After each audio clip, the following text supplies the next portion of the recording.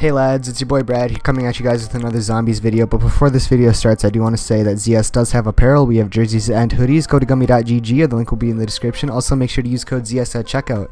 And as you can tell by the title, I actually have another theory video for you guys, and I know I haven't really been doing a lot of theory videos lately, and that is because I basically have to wait for new maps in BO4 to come in, or for more little side Easter egg things to be found.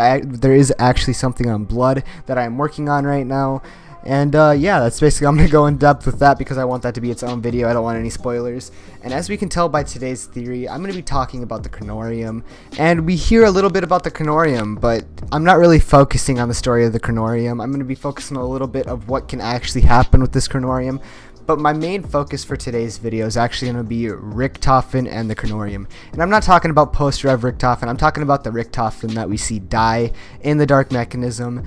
And for some reason, I don't know why, but this Richtofen should not be able to read the Kronorium because his soul is gone. He was the first one to kill himself and remove his soul, and as we all know, and if you guys do not know, the Kronorium only lets a reader with a soul know what it wants to know. This means that anybody without a soul cannot read the Kronorium, or at least, and this is what I was thinking about, cannot read the true Kronorium. Now if we look at the front of this Kronorium, we see a bunch of Apothecon writing, and on the inside of the Kronorium it is just blank pages unless you have a soul and you're reading it, of course.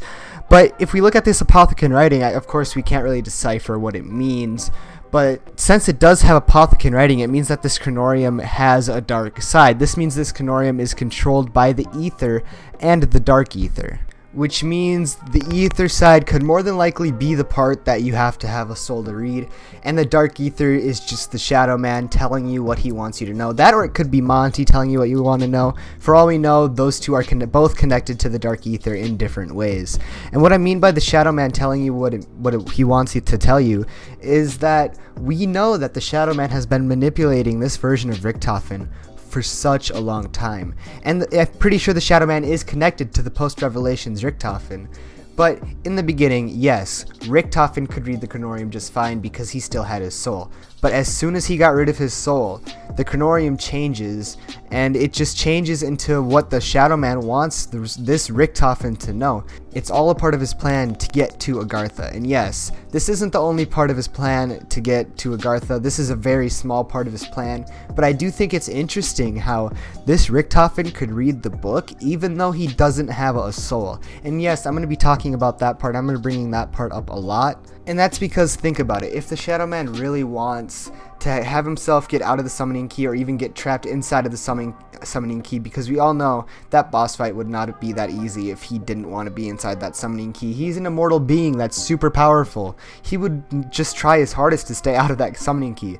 But if he really wanted to stay in it, and if he really wanted to get out of it, he could just wait for Richtofen to just kill himself, because that is a part of the plan, is for certain members of Primus to get rid of the mortal soul and them for only to have one pure one, because that's what purgatory is. And if you think about it, that's kind of what the Primus cycle is.